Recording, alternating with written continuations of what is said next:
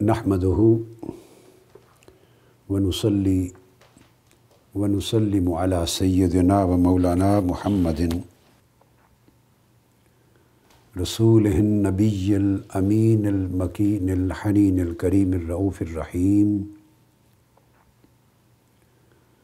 ونصلي ونسلم على آله الطيبين الطاهرين وصحبه الكرام المتقين المخلصين المكرمين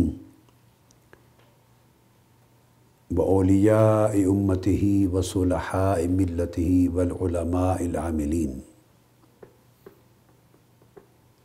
وجميع المؤمنات والمؤمنين والمسلمات والمسلمين إلى يوم الدين. أما بعد، فأعوذ بالله من الشيطان الرجيم. بسم الله الرحمن الرحيم.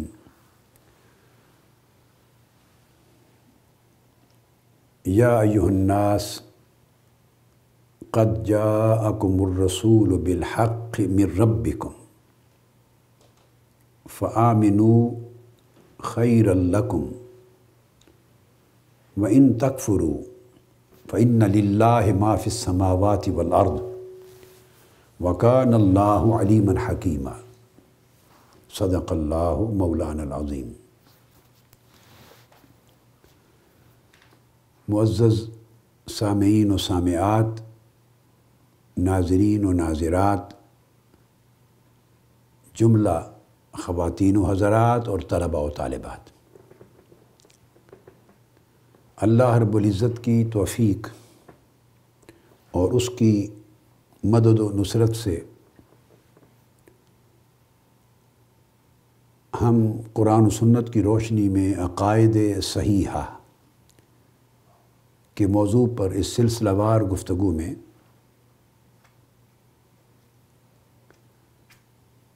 پچھلی نشست کو ہم نے اس آیہ کریمہ کے بیان پہ ختم کیا تھا.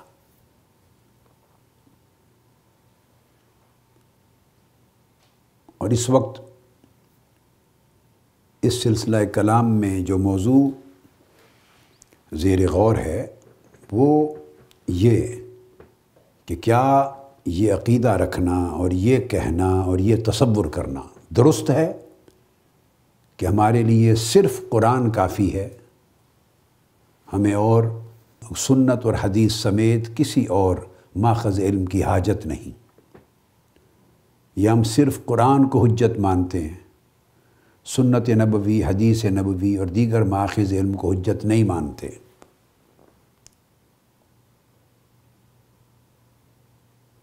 اس قول پر ہم قرآن مجید کے دلائل کی روشنی میں غور و خوض کر رہے ہیں، اور یہ بات واضح میں نے کر دی ہوئی ہے اور اسی پر دلائل جاری ہیں کہ ایسا سمجھنا، ایسا کہنا صریح کفر ہے، الحاد ہے، محض گمراہی ہے. ایسے عقیدے کا کوئی تعلق قرآن مجید سے اور دین اسلام سے نہیں. یہ دین اسلام کے خلاف ایک فکری اور طبعی بغاوت ہے.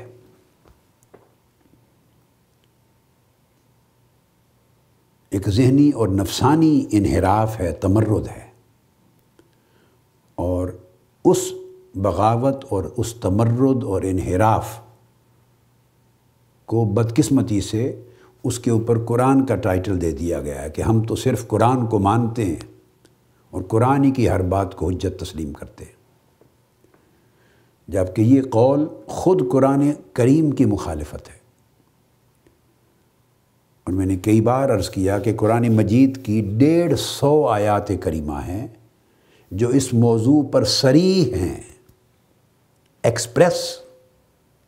ایکسپریسلی ایویڈنٹلی اتھارٹی ہیں، کیٹیگوریکلی اس سبجیکٹ پر قرآن مجید کے 150 سے زائد کمانڈمنٹس ہیں.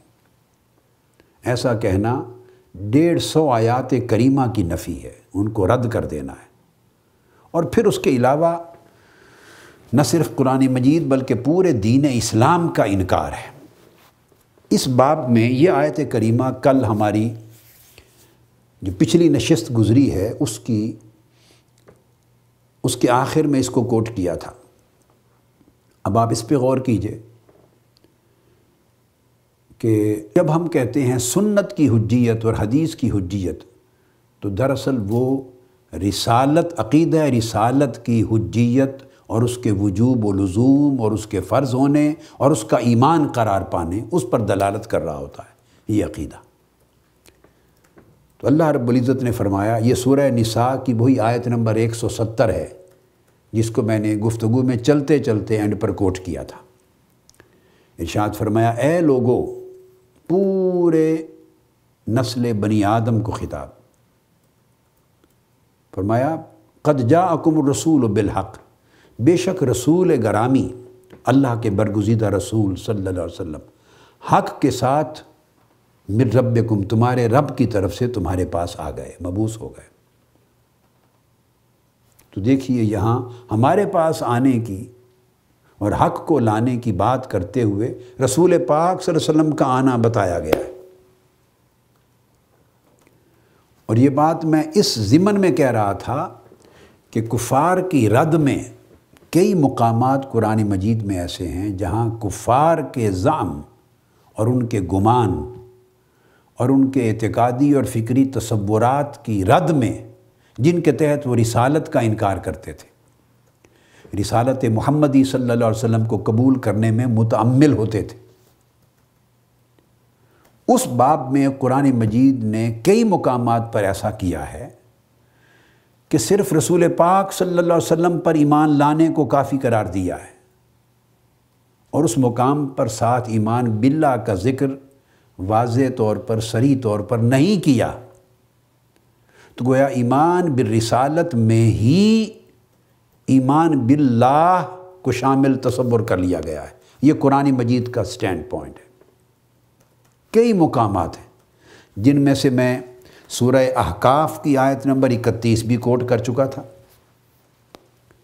اور اب نساء کی 170 کی بات ہو رہی ہے۔ یہاں آپ دیکھیں گے کہ ہر چند کے بے شمار مقامات پر کثرت کے ساتھ ہمیشہ ایمان باللہ اور ایمان بالرسول کا ذکر اکٹھا آتا ہے۔ ایمان بالرسول کو ایمان باللہ سے جدا کبھی نہیں کیا گیا، اور ایمان باللہ کو ایمان بالرسول سے جدا نہیں کیا گیا،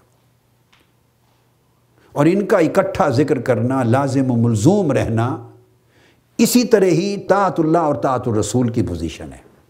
ان کو بھی اکٹھا رکھا گیا ہے، کبھی جدا نہیں کیا گیا۔ مگر کئی جگہیں قرآن مجید میں، کئی مقامات ایسے آئے ہیں جہاں کفار کے رد میں صرف ایمان بالرسول کو ذکر کیا، اسی پر اکتفا کیا، ایمان باللہ کا الگ سے ساتھ ذکر کیے بغیر ایمان بالرسول کے ذکر کو کافی سمجھ لیا گیا ایمان باللہ کے لیے بھی۔ یہ وہ آیت ہے، فرمایا تمہارے پاس حق لے کر تمہارے رب کی طرف سے رسول آئے، فَآمِنُوا خَيْرًا لَكُمْ، پس اس رسول پر ایمان لے آؤ۔ اب فَآمِنُوا بِاللَّهِ وَرَسُولِهِ نہیں فرمایا، ذکر فرمایا جاءکم الرسول بالحق من ربکم، تمہارے رب کی طرف سے حق لے کر یہ رسول تشریف لائے ہیں، سو اس رسول پر ایمان لاؤ۔ اور آگے فرمایا وَإِن تَكْفُرُوا، اور اگر تم انکار کرو، یعنی اس رسول کی رسالت کا انکار کرو جن پر ایمان لانے کا حکم ہے، اگر ان کے ساتھ کفر کرو تو فَإِنَّ لِلَّهِ مَا فِي السَّمَاوَاتِ وَالْأَرْضِ، پھر اللہ تم سے غنی اور بے نیاز ہے، کل آسمان اور زمین اس کا مالک ہے، اور وہ سب کچھ بہتر جانتا ہے، حکمت والا ہے۔ یہ بالکل وہی مضمون ہے جیسے احقاف کی آیت نمبر 31 کا ہم نے ذکر کیا، یا قومنا اجیبوا داعی اللہ وآمنوا بہ یغفر لکم من ذنوبکم، تمہارے پاس اللہ کی طرف دعوت دینے والا، اللہ کی طرف بلانے والا پیغمبر آیا ہے، اس کی دعوت پر لبیک کہو اور اس پر ایمان لاؤ، وآمنوا بہ، اس رسول پر، اس دعوت دینے والے پیغمبر پر ایمان لاؤ، تمہارے گناہوں کی بخشش ہو جائے گی اور دوزخ سے نجات پا جاؤ گے۔ اب آگے سورہ الحدید کا ریفرنس آج شروع کر رہے ہیں۔ سورہ الحدید، اس کی آیت نمبر 28 ہے، 28، اور الحدید کا نمبر ہے 57۔ سورت کا 57 نمبر ہے، آیت 28 یہاں ارشاد فرمایا یا ایھا الذین آمنوا اتقوا اللہ، اے ایمان والو اللہ سے ڈرا کرو، اس کا تقوی اختیار کرو، پرہیزگاری اختیار کرو۔ اس کے بعد ایمان لانے کا ذکر کیا، حکم دیا، فرمایا وآمنوا برسولہ، اور اللہ کے رسول پر ایمان لاؤ۔ صاف ظاہر ہے اللہ کے رسول پر ایمان لاؤ، برسولہ ہی کہا، یوں نہیں کہا وآمنوا باللہ ورسولہ، ایسا نہیں کہا، جیسا کہ قرآن مجید میں کئی مقامات پر، کئی اور مقامات پر اس طرح ہے کہ یا ایھا الذین آمنوا آمنوا باللہ ورسولہ، اے ایمان والو اللہ اور اس کے رسول پر ایمان لاؤ۔ سورہ النساء کی آیت نمبر 136 میں یا ایھا الذین آمنوا آمنوا باللہ ورسولہ۔ الاعراف کی 158 آیت میں فآمنوا باللہ ورسولہ۔ تو یہ اسلوب کثرت کے ساتھ ہے، ایمان لاؤ اللہ اور اس کے رسول پر، ایمان والوں کو بھی خطاب کر کے یہی کہا۔ مگر آج اس نشست میں یہ واضح کر رہا ہوں کہ اس کے ساتھ کئی مقامات ایسے بھی ہیں جہاں ایمان والوں کو خطاب کیا اور صرف رسول پاک صلی اللہ علیہ وسلم پر ایمان لانے کا حکم ہے۔ ان بعض مقامات پر ساتھ ایمان باللہ کا حکم نہیں دیا۔ اس کا مطلب یہ نہیں ہے معاذ اللہ استغفر اللہ کہ ایمان باللہ کی ضرورت نہیں رہی، اس کی حاجت نہیں، استغفر اللہ العظیم نہیں، اس کا مطلب یہ سمجھانا ہے کہ اللہ رب العزت نے کافروں کے باطل الزام اور فکر کو رد کرنے کے لیے، کیونکہ وہ اللہ کی ہستی کا انکار نہیں کرتے تھے، کفار و مشرکین بھی نہیں کرتے تھے، آج کے ہندو وہ بھی نہیں کرتے، اور یہود و نصارہ بھی نہیں کرتے۔ اب آج ہندو مذہب کی کتابیں بھی پڑھ لیں نا، جو مشرکین ہیں ان کی کتابیں بھی پڑھ لیں، تو ان میں بھی آپ کو ان کی رگ وید میں، یجر وید میں، سام وید میں، اتھروا ویدا میں جتنی ویداز ہیں، ان ساری ویداز میں اور اپنشدز ہیں جتنے، ان میں بھی سب میں چیپٹرز کے چیپٹرز ہیں ایک اللہ کے ذکر کے، کہ ایک اللہ ہے، وہی کریٹر ہے، وہی خالق ہے، وہی مالک ہے، سب کچھ اس کے قبضہ قدرت میں ہے، سب کچھ اس کے علم میں ہے، ہم نے اسی کی طرف جانا ہے، اس کی مہک ہے، اس کے پلان ہے، اس طرح تفصیلات ہیں۔ آپ میری جو کتاب ہے سورہ فاتحہ کی تفسیر، اس کو اب میں نے کئی جلدوں میں کر دیا ہے، کئی جلدوں میں، اور جو نئے اضافات کیے ہیں ان میں آپ کو یہ حوالہ جات مل جائیں گے، لفظ اللہ کی تفسیر میں تمام حوالہ جات۔ تو انکار تو اللہ کے ذات کا ہونا، اور فرق صرف یہ تھا کہ ان کا تصور توحید ہمارے یعنی قرآن کے دیے ہوئے تصور توحید کے مطابق نہیں تھا اور نہیں ہے۔ وہ رب الارباب کئی خدا مانتے تھے، اور مگر سب خداؤں کے اوپر ایک سب سے بڑا خدا مانتے تھے، وہ بھی رب الارباب کہتے تھے۔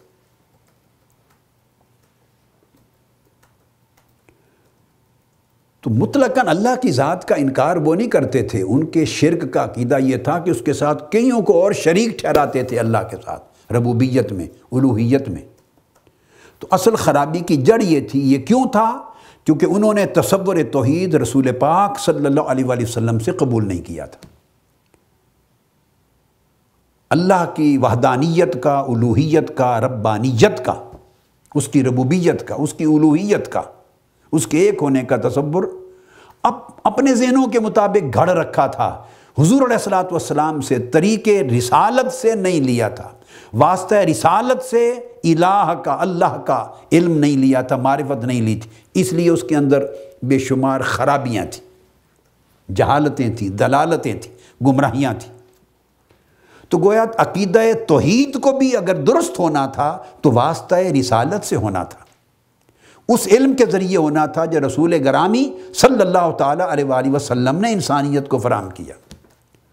تو جب رسالت کا ذریعہ آپ نے نہیں مانا، رسالت کا واسطہ نہیں مانا، اور رسالت کے قول کو حجت نہیں مانا، رسول کی تشریح و تعبیر کو حجت نہیں مانا، رسول کی دی ہوئی دعوت کو قبول نہیں کیا، تو صاف ظاہر ہے پھر آپ کبھی عقیدہ توحید بھی صحیح حاصل نہیں کر سکتے۔ تو یہ مقصود ہے کہ اگر تم رسول پر ایمان لے آؤ سارے مسئلے حل ہو جائیں، کہ رسول پر ایمان لانے کا مطلب یہ ہے کہ اللہ پر ایمان بھی تمہارا سیدھا ہو جائے گا، عقیدہ توحید بھی سیدھا ہو جائے گا، ایمان بالآخرت بھی سیدھا ہو جائے گا، ایمان بالوحی بھی سیدھا ہو جائے گا، تمام کتب سماویہ پر ایمان بھی سیدھا ہو جائے گا۔ یہ مرکز و محور ہے۔ رسول پر ایمان لانا ایک کامل پیکج ہے، جس کا ذکر میں نے پہلی نشست میں کیا۔ ان ٹوٹیلٹی ایک پیکج ہے۔ جو کچھ رسول پاک صلی اللہ علیہ وسلم سمجھا رہے ہیں، جو کچھ تمہیں عطا کر رہے ہیں، جو کچھ کمیونیکیٹ کر رہے ہیں، چونکہ رسول پر ایمان لانے کا مطلب ایسا نہیں کہ بس ان کو رسول مان لیا، نہیں، رسول مان لیا اور جو کچھ انہوں نے امت کو دیا، انسانیت کو دیا، اس سب کو حق مان لیا، حجیت مان لی۔ یہ حجیت ہے، ان کے ہر قول کی، ہر فعل کی، ان کی دعوت کے ہر لفظ کی، ان کی ہر تعبیر کی، ہر تشریح کی، حجیت پر ایمان لے آئے۔ یہ ہے ایمان بالرسول۔ تو یہاں سمجھایا جا رہا ہے کہ جب تم رسول پر ایمان لے آتے ہو تو سارے ایمان جتنے ارکان ہیں وہ اس کے اندر آ جاتے ہیں کہ رسول از خود تو رسول بن ہی نہیں سکتا، تو اللہ اس کو رسول بناتا اور اللہ انسانیت میں مبعوث کرتا ہے۔ تو رسول پر ایمان لانے سے سیدھا آپ ایمان باللہ تک بھی پہنچ گئے۔ تو اس لیے ایمان بالرسول میں ایمان باللہ بھی شامل ہو گیا۔ تو جس ایمان کو جامع بنایا گیا اور مانع بنایا گیا اور کامل و شامل بنایا گیا، اور جسے ایمان باللہ پر بھی کافی و وافی بنایا گیا، جس رسول پر ایمان، آپ کہیں کہ اس رسول کی اب ہر بات، ہر قول اور ان کے ہر فعل اور ہر فرمان کو حجت نہیں مانتے اور فقط اس قرآن کو مانتے ہیں جو انہوں نے کتاب الہی کے طور پہ ہمیں دی، تو اس کا مطلب معاذ اللہ یہ ہوا کہ آپ نے تو اپنے آپ کو رسول کے اوپر بھی جج بنا لیا۔ یہ قبول کرتے ہیں، یہ قبول نہیں کرتے۔ استغفر اللہ العظیم، آپ نے اللہ کو رد کر دیا۔ تو اس آیت کریمہ میں آپ دیکھیے فرمایا اللہ سے ڈرو۔ یہ ڈرنے کا اشارہ اس طرف بھی ہے، اس بات میں بھی ڈرو، یہ کہنے سے ڈرو کہ ہم رسول کی ہر بات کو نہیں مانتے۔ خدا کا خوف کرو۔ تم کہتے ہو خدا کے کلام، اس کی کتاب، اس کے قرآن کو مانتے ہیں اور رسول کی ہر بات کو حجت نہیں مانتے، فرمایا اتقوا اللہ، ڈرو خدا سے۔ وہ خدا تمہیں یہ کہہ رہا ہے آمنو برسولہ، اس کے رسول کو مانو، اس میں سب کچھ مانا جائے گا۔ اور آگے دیکھیے پھر ایمان بالرسول کا صلہ کیا دیا، فرمایا یؤتکم کفلین من رحمتہ، اور وہ اپنی رحمت کے تمہیں 2 حصے عطا کرے گا، ڈبل اجر عطا کرے گا۔ اب یؤتکم کفلین من رحمتہ، اپنی رحمت کے دو گنا حصہ عطا کرے گا، 2 حصے، 2 اجر عطا کرے گا۔ وہ 2 کیسے ہو گئے؟ بڑی سیدھی سی بات بنتی ہے کہ ایک رسول کو مانا تو 2 گنا اجر ملا۔ 2 گنا کیسے؟ رسول کو ماننے کا بھی اجر مل گیا اور اللہ کو ماننے کا بھی اجر مل گیا۔ ایمان بالرسول کا اجر بھی ملا، ایمان باللہ کا اجر بھی ملا۔ تو اشارہ یہ دیا جا رہا ہے کہ فقط رسول پر ایمان لانا ایک حقیقت کو ماننا نہیں، دونوں حقیقتوں کو ماننا ہے، اللہ کی توحید کو بھی اور آقا علیہ السلام کی رسالت کو بھی۔ وَيَجْعَلْ لَكُمْ نُورًا تَمْشُونَ بِهِ، اور رسول پر ایمان لانے سے کامل پورے پیکج، ان ٹوٹیلٹی رسول کی تعلیمات پر ایمان لانے سے اللہ تمہارے لیے نور پیدا کر دے گا اور پھر تم اس نور کی روشنی میں چلو گے۔ وَيَغْفِرْ لَكُمْ وَاللَّهُ غَفُورٌ رَحِيمٌ، اور تمہیں معاف بھی کر دے گا۔ تو دیکھا ان تمام آیات میں، ان مقامات میں فقط ایمان بالرسول کا حکم ہے، اور اس ایمان بالرسول کو ہی کافی بنا دیا گیا ہے ایمان باللہ کی ضرورت کے پوری کرنے کے باب میں۔ پھر ایک اور آیا کریمہ ہے، اور وہ سورہ اعراف کی 157 ہے، سورہ الاعراف آیت نمبر 157۔ اب اس پر غور کر لیجئے، ارشاد فرمایا گیا اعوذ باللہ من الشیطان الرجیم، پھر وہی تنہا ایک رسول پر ایمان لانے کی بات ہو رہی ہے، اور اس رسول پر ایمان لانے کا مطلب رسول کی اتباع کرنا ہے۔ رسول کے حکم کو حجت ماننا ہے، رسول کے ہر فرمان کو، قول کو، فعل کو، تقریر کو، تعبیر کو، تشریح کو، تشریع کو، آپ کے جملہ ارشادات گرامی اور تعلیمات گرامی کو حجت ماننا ہے، اتباع ایمان کے درجے میں رکھی۔ پورا مضمون اسی ایک نقطے کے محور کے ارد گرد گھومتا ہے۔ ارشاد فرمایا الذین یتبعون الرسول النبی الامی، وہ لوگ جو اس رسول نبی امی کی پیروی کرتے ہیں۔ اب سوال یہ ہے کہ یہ صرف صحابہ کرام کے لیے کہا گیا ہے، اس دور کے لوگوں کے لیے، یا تاریخ کے اس زمانے کے لیے؟ اگر یہ حجیت ہمارے لیے نہیں ہے تو اس کا مطلب ہے ہم سب خارج ہو گئے قرآن مجید کے ان خطابات سے، ان ارشادات سے، ان تعلیمات سے۔ آدھے قرآن کے ہم سرے سے منکر ہو گئے۔ ہم نے اس حصے کو اگر محدود کر دیا اس دور کے، تاریخ کے اس دور کے ساتھ، ان کے لیے تھا، تو ہم تو پھر قرآن کے ہی منکر ہو گئے۔ آدھا قرآن ہی نکال دیا ہم نے کہ وہ ہمارے لیے معاذ اللہ ریلیونٹ ہی نہیں ہے۔ تو محض یہ کہنا کہ صرف قرآن کو حجت مانتے ہیں بہت بڑا دھوکہ ہے، دجل ہے، فریب ہے، گمراہی ہے دین کے اندر۔ اللہ پاک کس کو حجت قرار دے رہا ہے، کس کو حجت منوانا چاہتا ہے؟ وہ فرماتا ہے الذین یتبعون الرسول النبی الامی۔ حجت یہ رسول ہے جو نبی امی ہے۔ پھر آقا علیہ السلام کی فضائل اور آپ کے اوصاف کا تذکرہ کر دیا الذین یجدونہ مکتوبا عندہم فی التوراۃ والانجیل، اور فرمایا میں اس رسول محمد صلی اللہ علیہ وآلہ وسلم نبی آخر الزماں کی بات کر رہا ہوں کہ اہل کتاب جن کے اوصاف و کمالات کا تذکرہ اپنی کتابوں میں تورات اور انجیل میں پڑھتے چلے آ رہے ہیں۔ اب رسول پاک صلی اللہ علیہ وآلہ وسلم کے آگے پروفیٹک فنکشنز کا ذکر ہے،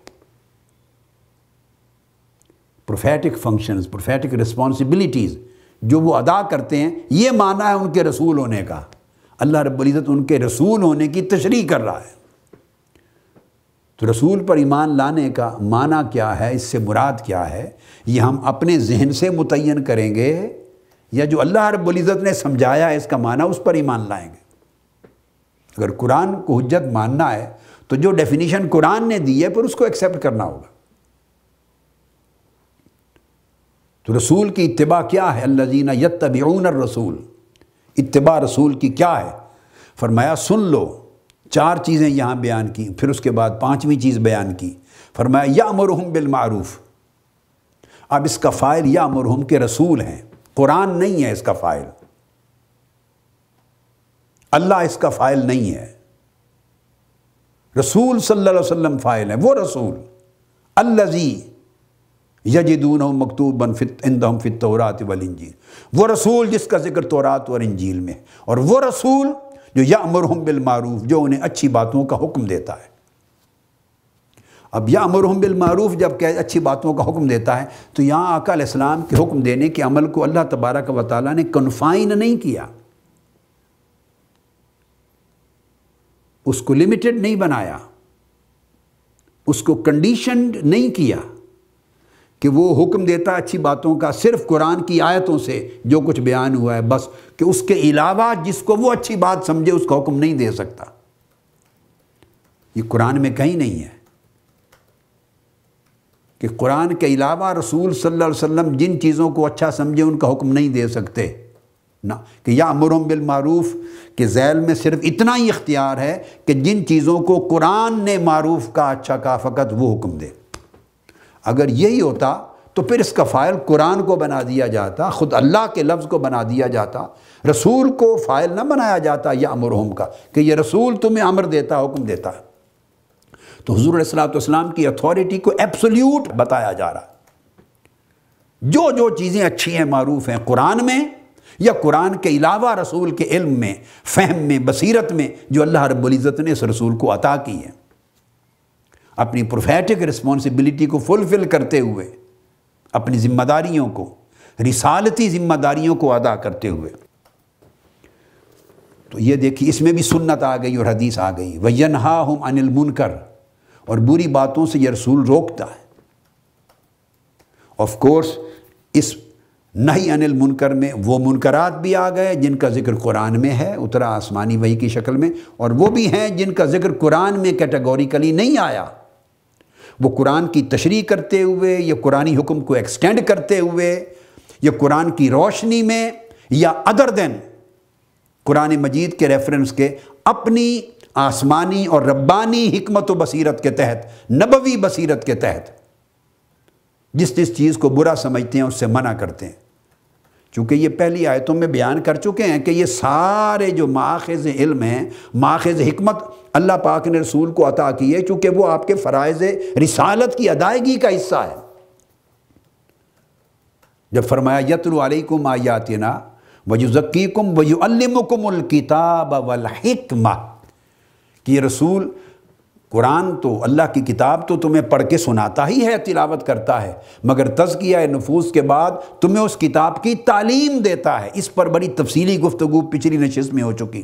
اس تعلیم میں ہر وہ چیز آ جاتی ہے جو قرآن کے سمجھنے سے، سمجھانے سے متعلق ہے، اس کی تشریح سے، تبیین سے، اس کی تعبیر سے، اس کے اطلاق سے، اس کے حکم کو ایکسٹینڈ کرنے سے، اس کے معنی اور اس کے مفاہیم کو بیان کرنے سے، اور قرآن کے اصل تقاضوں کے مطابق اور دیگر چیزیں جو قرآن کے منشا میں ہیں اور ذکر نہیں ہوئی، وہ سب کچھ اس میں آ جاتا ہے، اور وہ حدیث اور وہ سنن ہیں۔ وَيُعَلِّمُكُمُ الْكِتَابَ وَالْحِکْمَةَ، اور پھر دانائی کی باتیں، سنت کی باتیں، دانش کی باتیں، عقل کی باتیں، فہم صحیح کی باتیں، وہ بھی تمہیں سکھاتا ہے۔ یہ سب کچھ سنت اور حدیث میں آتا ہے۔ وَيُعَلِّمُكُم مَّا لَمْ تَكُونُوا تَعْلَمُونَ، اور جو کچھ تم نہیں جانتے ان چیزوں کا بھی علم عطا کرتا ہے۔ تو یہ ساری چیزیں بھی یامرہم بالمعروف کے تحت بھی آ سکتی ہیں، اور ینہاہم عن المنکر بھی ان کے تحت آ سکتا ہے۔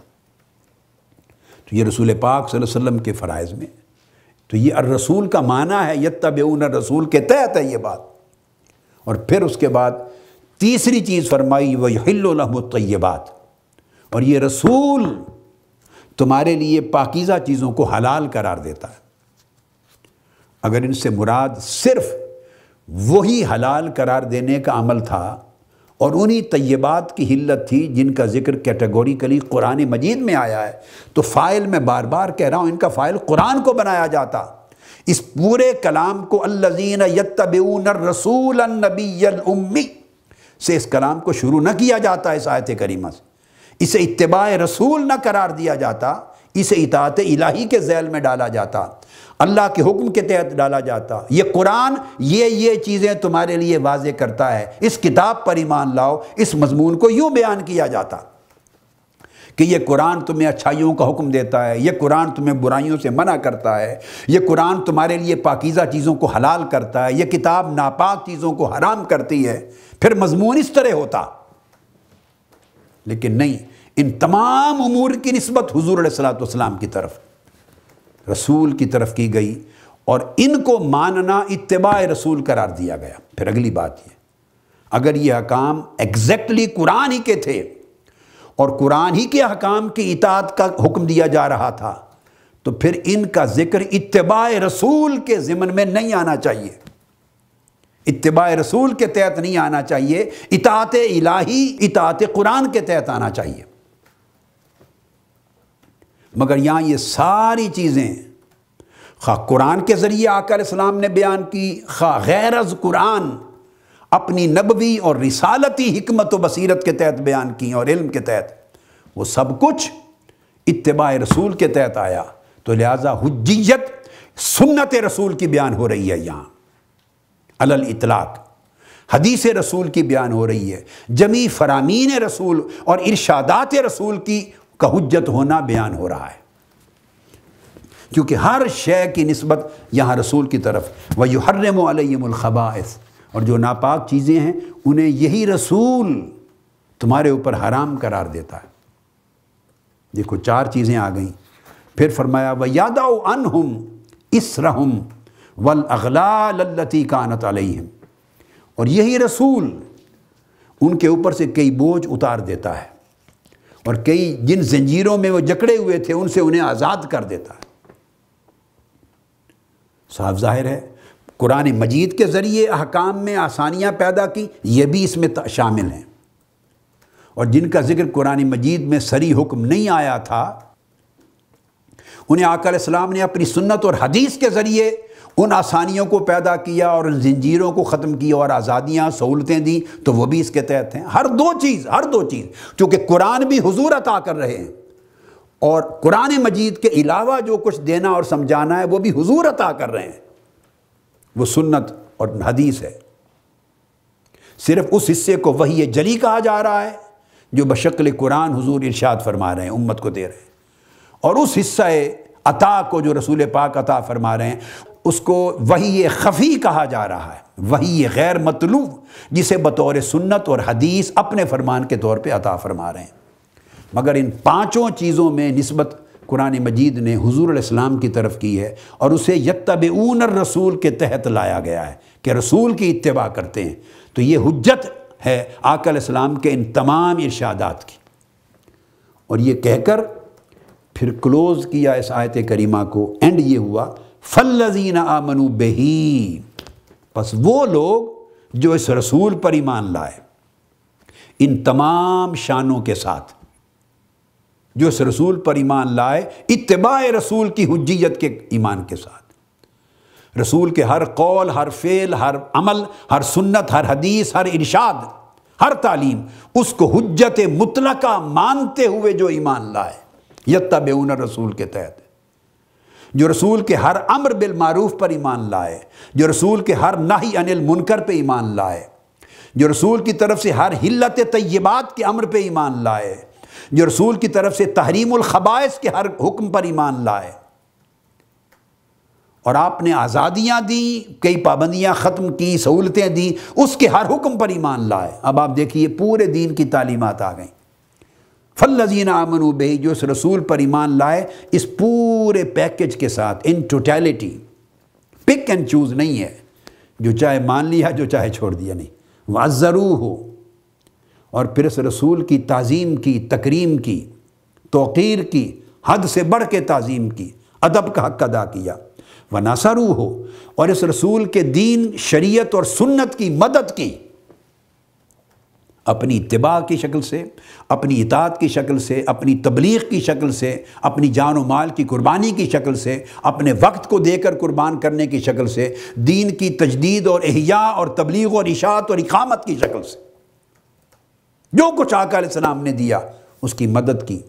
وَاتَّبَعُوا النُّورَ الَّذِي أُنزِلَ مَعَهُ، اور اس نور کی پیروی کی جو اس رسول پاک صلی اللہ علیہ وسلم کے ساتھ اترا۔ اور یہ نور جو حضور کے ساتھ اترا، یہ پھر میں نے کہا اس نور سے مراد پھر دین کا نور بھی ہے، قرآن کا نور بھی ہے، اور سنت نبوی کا نور بھی ہے۔ چونکہ حکم سورہ نجم میں یہ ہے وَمَا يَنْتِقُ عَنِ الْهَوَىٰ إِنْ هُوَ إِلَّا وَحْيٌ يُوحَىٰ، کہ اپنی خواہش اور اپنی مرضی سے یہ نبی کچھ بھی نہیں بولتا، ایک لفظ بھی صادر نہیں فرماتا۔ إِنْ هُوَ إِلَّا وَحْيٌ يُوحَىٰ، جو ارشاد فرماتے ہیں، جو کچھ، وہ وحی ہوتی ہے جو اللہ کی طرف سے انہیں کی جاتی ہے۔ جو کچھ بھی زبان مبارک سے نکلتا ہے، حضور علیہ السلام کی زبان اقدس سے، اس کا درجہ اللہ نے وحی کا قرار دے دیا، قرآن نے کہہ دیا ان هو الا وحی یوحیٰ، اپنی مرضی سے کچھ نہیں کہتے، ان کی زبان ہلتی نہیں اپنی مرضی سے، ان کی زبان سے کچھ صادر ہی نہیں ہوتا اپنی مرضی سے۔ اب ایک مسلمان کی کیا مجال کہ آقا علیہ السلام کی زبان سے نکلنے والے کلمات کے حصے کر دے، اور ایک کو حجت مانے اور ایک کو غیر حجت مانے۔ آپ قرآن کے ٹکڑے کر رہے ہیں، ان کی زبان کا ہر لفظ وحی ہے۔ فرق یہ ہے کہ وہ وحی جو جبرائیل امین کے ذریعے آئی ہے لفظاً معناً، اس کو وحی جلی اور وحی مطلوب کہتے ہیں، اور وہ وحی جس کو لفظاً جبرائیل امین لے کے نہیں اترے، اس کا معنی آقا علیہ السلام کے قلب و روح پر القاء کیا گیا ہے وہ بھی وحی۔ اللہ کی ہدایت کے تحت آقا ارشاد فرما رہے ہیں، جو قرآن میں نہیں ہے وہ حدیث میں ہے، وہ بھی وحی ہے۔ وہ وحی خفی اور وحی غیر مطلوب، یعنی اس کی تلاوت نہیں ہوتی۔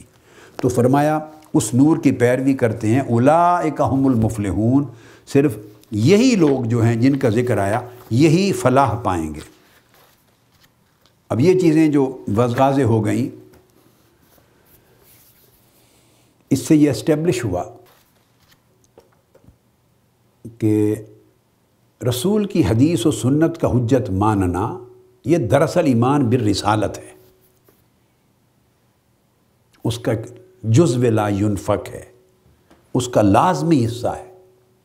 تو ایمان بالرسول ہو ہی نہیں سکتا جب تک رسول پاک صلی اللہ علیہ وآلہ وسلم کی سنت اور حدیث کی ہر شے کو اصلاً حجت اور واجب اور لازم اور اصل دین نہ مانا جائے، اسی طرح نہ مانا جائے حجت جیسے قرآن کو مانتے ہیں۔ پھر آگے درجے میں تفاوت ہے کہ قرآن کا درجہ پہلا ہے، پھر حدیث و سنت کا درجہ اس کے بعد ہے، رتبہ، مگر اصل حجیت میں، اصل حجت ہونے میں برابر ہے قرآن و سنت۔ چونکہ جب ہم کہتے ہیں قرآن کا حجت ہونا، اس کا مطلب ہے اطاعت الہی، اطیع اللہ۔ جب لفظ بولا حضور علیہ السلام کی سنت اور حدیث کا حجت ہونا، اس کا مطلب ہے اطاعت رسول و اطیع الرسول، دونوں کا درجہ ایک ہے، چونکہ اللہ رب العزت نے ہر جگہ ان کو ایک مرتبہ دیا ہے۔ اب یہ جو بات میں نے کہی حجیت سنت کے باب میں، اور اس زعم باطل غلط فکر کے رد کے باب میں کہ یہ کہنا غلط ہے کہ صرف قرآن کافی ہے، صرف اللہ کی کتاب اور اس کے احکام کی اطاعت کافی ہے، رسول کی سنت اور حدیث حجت نہیں۔ اب اس نقطے کو سمجھنے کے لیے اب ہم ایک اور چیپٹر کھول رہے ہیں قرآنی تعلیمات کا، ایک نئی دلیل سے آغاز کر رہے ہیں بات کا۔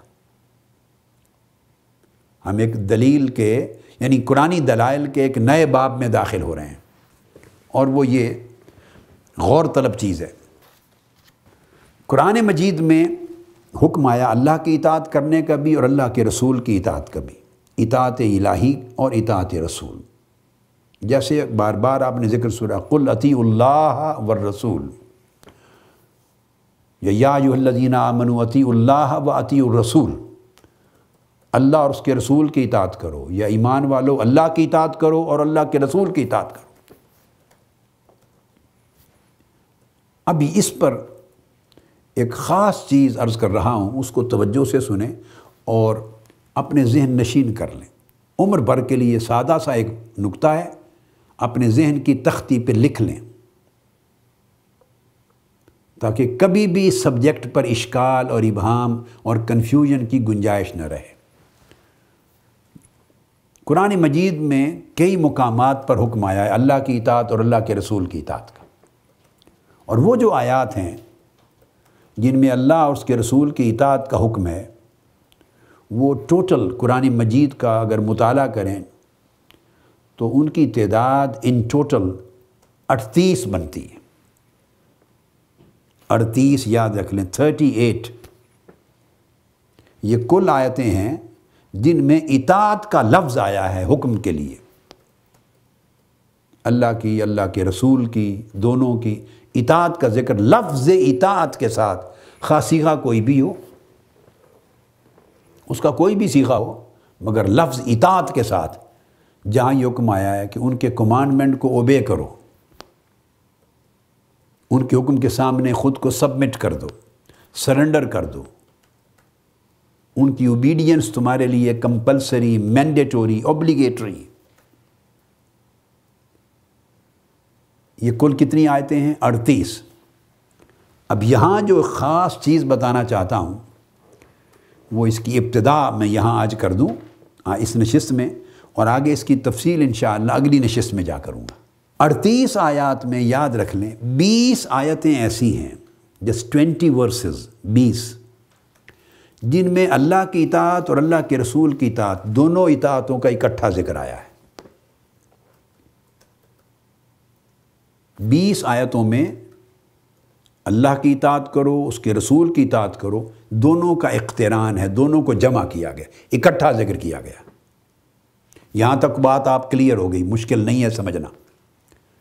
18 آیات ایسی ہیں اس پر، آؤٹ آف جو میں نے آپ کو بتایا 38، باقی 18 ورسز ایسی ہیں جن میں صرف رسول کی اطاعت کا ذکر ہے اور حکم ہے، اور اس آیت میں رسول کی اطاعت کے حکم اور ذکر کے ساتھ اللہ کی اطاعت کا ذکر صراحتاً یا لفظاً نہیں ہے۔ ہم شور تو بہت کرتے ہیں قرآن کا، قرآن کو مانتے ہیں، قرآن کو حجت مانتے ہیں، قرآن کی ہر بات کو مانتے ہیں اور کسی شے کی ضرورت نہیں۔ کبھی قرآن کو پڑھا اور دیکھا بھی ہے کہ قرآن کیا حجت سمجھاتا ہے اور قرآن کا اسلوب کیا ہے، قرآن کی تعلیم کیا ہے؟ اس کو غور کر لیں۔ 38 آیتوں میں سے قرآن مجید میں اطیعوا کا حکم، اطیعوا کا ذکر، کسی بھی اطاعت کا ذکر کسی بھی صیغے کے ساتھ 20 آیتوں میں اللہ اور اس کے رسول کی اطاعت اکٹھی بیان ہوئی ہے، اور 18 آیتیں قرآن مجید کی، 1 2 یا 3 4 نہیں، 18 آیتیں، لگ بھگ نصف کے قریب 18 آیتیں وہ ہیں جن میں صرف اطاعت رسول کا ذکر ہے، اور اس میں اطاعت الہی کا ذکر نہیں آیا۔ بغیر ذکر اطاعت الہی فقط حکم دیا گیا اطاعت رسول کا۔ اس کو ڈسکس کریں گے آگے نشست میں کہ وجہ کیا ہے، اور جب کہ اگلا نقطہ سنیں، اس کے برعکس ایک آیت بھی ایسی نہیں پورے قرآن میں جس میں صراحتاً صرف اطاعت الہی کا حکم اور ذکر ہو مگر ساتھ اطاعت رسول کا نہ ہو۔ بھئی جہاں 18 مقامات پر تنہا اطاعت رسول کا حکم دے دیا ہے اور اس مقام پر اطاعت الہی کا ذکر کرنا، لفظاً ذکر کرنا ضروری نہیں سمجھا گیا، تو اس کے برعکس بھی ہو سکتا تھا کہ 1 2 آیتیں ہی آ جاتی ہیں ایسی کہ جن میں اسی طرح فقط اطاعت الہی کا حکم دے دیا جاتا اور ساتھ لفظاً اطاعت رسول کا ذکر نہ ہوتا، تو اللہ پاک کو یہ گوارا نہیں ہوا۔ اللہ رب العزت نے یہ طریقہ نہیں اپنایا، کیٹیگوریکلی یہ دروازہ بند کر دیا۔ اس لیے بند کر دیا کہ وہ ذات عالم الغیب ہے، وہ جانتی ہے، وہ ذات اور جانتی تھی کہ ایک زمانہ ایسا آئے گا جب لوگوں کے ذہنوں اور فکروں میں فتور پیدا ہوگا اور دین گریز طبیعتیں میری اطاعت کا انکار، اگر وہ کلمہ پڑھتے ہیں مسلمان کہلاتے ہیں، سے اپیرنٹلی ظاہری طور پہ انکار نہیں کریں گے میری اطاعت کا، ان کا فتنہ سارا اطاعت رسول کی حجیت کے انکار پر مبنی ہوگا۔ وہ رسول کی اطاعت کی حجت ہونے کو ٹھکرائیں گے اور کہیں گے اللہ کی اطاعت کافی ہے، اور اللہ کی اطاعت کا مطلب ہے قرآن کا حجت ہونا کافی ہے، اور رسول کی اطاعت کا مطلب ہے رسول کی سنت کا حجت ہونا، ان کے ہر فرمان اور ہر ارشاد کا حجت ہونا، اس کا انکار کریں گے۔ اللہ رب العزت کو علم تھا کہ فتنے کا ایک ایسا زمانہ آئے گا، لہٰذا اگر ایک آیت بھی ایسی وارد ہو جاتی جس میں صرف اطاعت الہی کا حکم ہوتا اور ظاہراً و لفظاً ساتھ اطاعت رسول کا ذکر نہ ہوتا، تو یہ لوگ اسی ایک آیت کو پکڑ لیتے، باقی 37 کی 37 آیتوں کو بھول جاتے، باقی سارے قرآن کو بھول جاتے، وہ ایک آیت ہی پکڑ لیتے، اور وہی ان کے شور شرابے اور ہنگامہ آرائی کے لیے کافی ہوتی کہ دیکھو یہاں قرآن نے صرف اطاعت الہی کا حکم دیا ہے اور اطاعت رسول کا ذکر نہیں کیا، لہٰذا ہم اس آیت پہ عمل کرتے ہیں۔ اللہ پاک نے فرمایا کہ تم جس پر عمل کرنے کا ارادہ رکھتے ہو وہ میں تمہاری جس آنے ہی نہیں دوں گا، وہ اس تمہاری ذکری نہیں ہوگی، اس کو آنے ہی نہیں دوں گا اپنے قرآن میں، کہ جس میں میری اطاعت کا حکم ہو اور میری اطاعت کے ساتھ میرے رسول کی اطاعت کا ذکر نہ ہو، ایسا نہیں ہو سکتا۔ بلکہ اس کے برعکس زور دیا کہ اللہ اور اس کے رسول کی اطاعت کرو، اور 18 مقامات پہ کہا کہ اس کے رسول کی اطاعت کرو۔ یہ بالکل اس طرح جیسے ایمان کے باب میں نے کہا کہ ایمان بالرسول اگر کاملاً ہو گیا تو ایمان باللہ اس کے اندر آ گیا، کیونکہ اللہ پر ایمان لائے بغیر رسول کو رسول مانا ہی نہیں جا سکتا، کہ رسول کوئی از خود نہیں بن سکتا اگر اللہ نہ بنائے، اللہ مبعوث نہ کرے۔ یہی پوزیشن یہاں اللہ رب العزت نے رکھی. اگر اطاعت رسول کو حجت مان لیا اور رسول کی اطاعت کر لی تو اس میں از خود اللہ کی اطاعت ہو گئی، کیونکہ رسول کی اطاعت اللہ کی اطاعت کو شامل ہے. رسول کی اطاعت اللہ کے اذن سے ہی ہو رہی ہے. اسے منصب رسالت پر فائز کرنے والا بھی اللہ ہے، اس کی اطاعت کا حکم دینے والا بھی اللہ ہے. تو جب رسول کی اطاعت ہو گئی تو یہ اطاعت الہی کو بھی شامل ہو گئی. مگر خالی اطاعت الہی تنہا وہ اطاعت رسول کو شامل نہیں ہوتی تھی. اس میں رسول کی اطاعت کے حجت ہونے کے انکار کا راستہ نکل سکتا تھا، سو اللہ نے اس فتنے کا دروازہ بند کر دیا. اس نشست کو ہم ختم کرتے ہیں اس فاؤنڈیشن پہ جو رکھی ہے. اگلی نشست انشاءاللہ ان 38 آیات کی جو شرح ہے اس سے شروع کریں گے. وما علینا الا البلاغ. آفیشیل یوٹیوب چینل کو سبسکرائب کریں اور بیل آئیکن کلک کریں.